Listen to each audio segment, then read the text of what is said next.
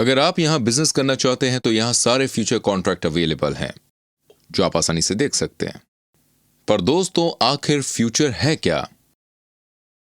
तो जानते हैं कि फ्यूचर क्या है। अगर हम आसान शब्दों में कहें तो फ्यूचर एक कॉन्ट्रैक्ट है जिसको हम आसानी से खरीद और बेच सकते हैं। इसमें कुछ एसेट्स होते हैं जिनके प्राइस फिक्स होते हैं और हम इनको एक टाइम में खरीद और बेच सकते हैं। जब हम बिटकॉइन फ्यूचर में बिजनेस करते हैं तो हम रियल में कुछ खरीद और बेच नहीं रहे हैं। ये बिजनेस बिल्कुल स्पॉट मार्केट के बिजनेस की तरह ही किया जाता है। पहले हम कॉन्ट्रैक्ट की एंट्री करेंगे, इसके बाद ही हम बिटकॉइन को फ्यूचर में खरीद और बेच सकते हैं। तो चलिए एक एग्जांपल से समझते हैं। जब हम एक बड़े बिटकॉइन फ्यूचर कॉन्ट्रैक्ट पर जाते हैं तो हम एक्सपेक्ट करते हैं कि बिटकॉइन का प्राइस ज्यादा से ज्यादा हो। फिर हम कॉन्ट्रैक्ट सेइंग में जाएंगे और बिटकॉइन खरीदेंगे और हर एक बिटकॉइन का प्राइस पहले से ही फिक्स होता है। तो चलिए फ्यूचर कॉन्ट्रैक्ट में चलते हैं जिसमें एक बिटकॉइन की कीमत $25,000 है। इसमें एक डिलीवरी डेट होती है और जब बिटकॉइन एक्सपायरी डेट की ओर आएगा फिर हम देखेंगे कि हमने अपने पैसे से मुनाफा किया है या घाटा। अगर डिलीवरी डेट पर एक बिटकॉइन की कीमत $30,000 हो गई है तो इस प्रकार हमें $5,000 का प्रॉफिट मिलेगा, क्योंकि हमने एक बिटकॉइन पर $25,000 लगाए थे जब हमने फ्यूचर कॉन्ट्रैक्ट साइन अप किया था। और अगर दूसरी तरफ एक्सपायरी डेट पर बिटकॉइन की कीमत $20,000 होती है तो एक बिटकॉइन पर हमें $5,000 का नुकसान होगा। इसी तरह जब स्पॉट मार्केट में भी जब फ्यूचर कॉन्ट्रैक्ट के एसेट्स की कीमत बढ़ती है और जब एसेट्स की कीमत डाउन होती है तो हमें नुकसान उठाना पड़ता है। तो इस प्रकार बिटकॉइन का प्राइस गिरने से हमें नुकसान होगा। तो चलिए देखते हैं, करंट में बिटकॉइन की कीमत है $25,000 और हमारे पास एक बिटकॉइन है और हमें लगता है कि एक बिटकॉइन कम है तो हम एक बिटकॉइन को $25,000 में बेच सकते हैं। और अगर बिटकॉइन की कीमत डाउन होती है तो $20,000 होगी डिलीवरी डेट तक तो हमें $5,000 का प्रॉफिट मिल सकता है। और अगर बिटकॉइन की कीमत बढ़कर $30,000 हो जाती है तो हमें $5,000 का नुकसान होगा। बेसिकली जब हम ट्रेडिंग फ्यूचर करते हैं तो हम अंदाजा लगाते हैं कि एसेट की कीमत बढ़ेगी या घटेगी, लेकिन हमें इस प्रोसेस में इंतजार करने की जरूरत है जब ट्रेडिंग फ्यूचर अपनी एक्सपायरी डेट तक नहीं पहुंचती है। हम इस लंबे समय का इंतजार ना करके इसे सेम अमाउंट में कम समय के लिए भी खोल सकते हैं और इस लंबे समय के ट्रेड से बाहर आ सकते हैं। जी हाँ दोस्तों, आपने सही सुना। और दोस्तों, मैं आपको बता दूं, प्रॉफिट और लॉस दोनों के लिए प्राइस अलग अलग है जब हम एक लॉन्ग पोजीशन वाला अकाउंट खोलते हैं और जब हम एक शॉर्ट पोजीशन वाला अकाउंट खोलते हैं। भले ही हमने एंट्री करा दी हो कि हमें बिटकॉइन खरीदना है कि बेचना, और भी एसेट्स हैं पर हमें उन्हें खरीदने और बेचने की जरूरत नहीं है। उन्हें बेचने के बजाय जो एसेट जैसे कोलैटरल अवेलेबल है हम उनको यूज कर सकते हैं, जिनको मार्जिन भी कहा जाता है, जिसके द्वारा हमें फंड भी मिलेगा और हम पे अप भी कर सकते हैं। जब हम अकाउंट की पोजीशन को बंद करते हैं हमारे पास है USDT M फ्यूचर्स और कॉइन M फ्यूचर्स। USDT का मतलब है US dollar tether margin futures, जिसका मतलब यह है कि futures US dollar stable coin USDT में सेटल है। तो हमारे पास USDT में बैलेंस होना चाहिए बिजनेस के लिए, और कॉइन M कॉइन मार्जिन के लिए यूज होता है, जिसका मतलब है ये फ्यूचर्स कॉइन में सेटल होते हैं। तो हमें बिटकॉइन, इथेरियम, पोल्काडॉट और रिपल की जरूरत होगी इस फ्यूचर को ट्रेड करने के लिए।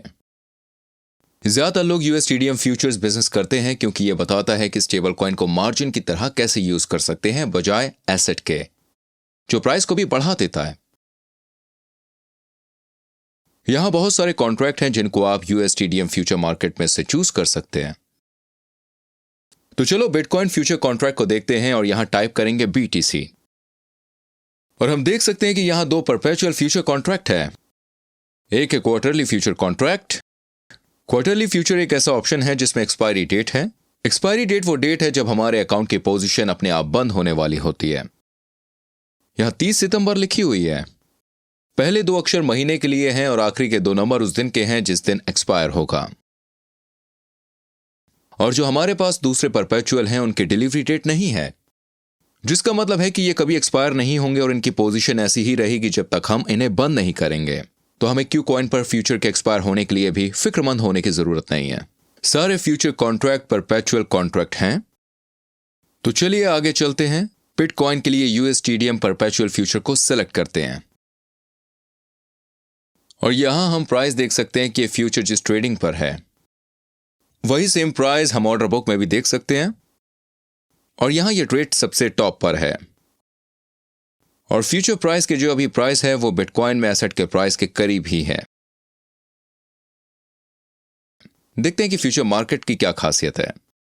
हमारे पास है मार्क प्राइस और साथ ही index price. Index price average bitcoin price across multiple exchanges KuCoin के बाहर है। मार्क प्राइस को इंडेक्स प्राइस या फंडिंग बेसिस पर कैलकुलेट किया जाता है, जिसको हम कुछ ही देर में देखेंगे। क्यूकॉइन को मार्कअप की तरह यूज किया जाता है भरपाई के लिए। भरपाई का मतलब है कि क्यूकॉइन की पोजीशन अपने आप बंद हो जाएगी जब भी प्राइस हमारे अकॉर्डिंग ज्यादा हो जाएंगे।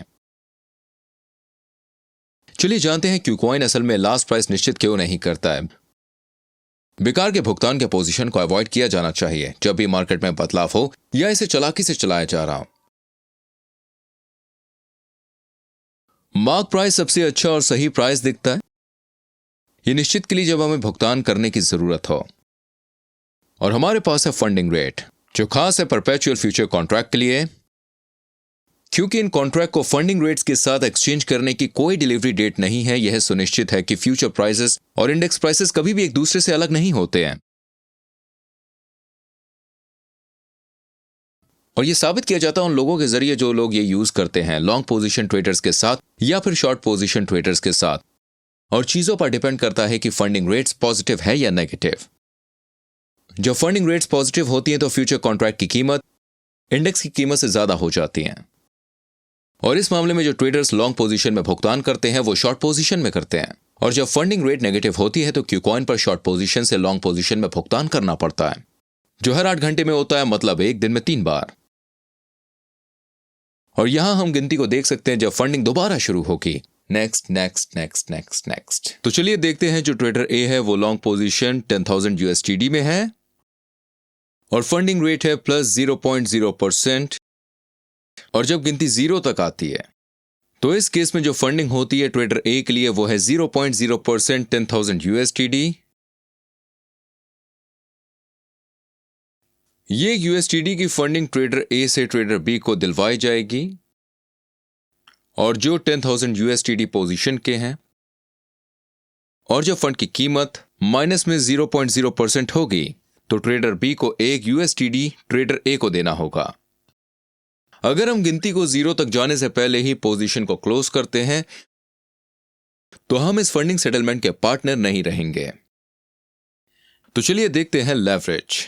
लेवरेज ट्रेडिंग एक बहुत ही महत्वपूर्ण कारण है कि क्यों लोगों को ट्रेड फ्यूचर करना चाहिए। सबसे पहले लेवरेज को यूज करने का मतलब है कि हम अपने मुनाफे को बढ़ाने और घटाने के योग्य हैं। और यहां हम लेवरेज को व्यवस्थित कर सकते हैं अपने ट्रेड्स के लिए। और ये ट्रेड्स 1x से लेकर 100x तक बढ़ता है और इसकी कीमत तेजी से बढ़ती है। एग्जाम्पल के तौर पर हम चूज करते हैं 10x लेवरेज और बिटकॉइन फ्यूचर में एक बिटकॉइन की कीमत है 20,000। 10x लेवरेज के साथ हम इस कीमत पर 10 गुना खरीद सकते हैं अपने फ्यूचर वॉलेट में। दोस्तों, अगर हम एक बिटकॉइन खरीदना चाहते हैं तो इसकी कीमत हमारे लिए होगी $2,000, जो असली कीमत का 10 गुना है। आपको मेरी बात पर यकीन नहीं होगा।